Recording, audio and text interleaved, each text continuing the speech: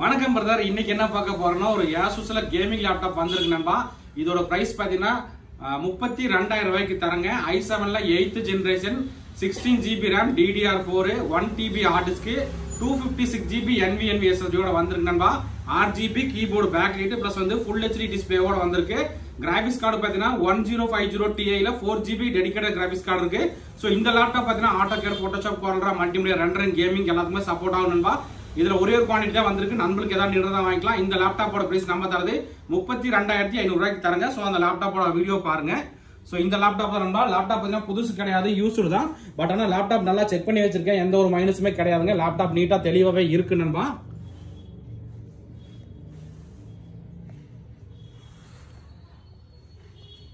So லேப்டாப்போட model பாருங்க.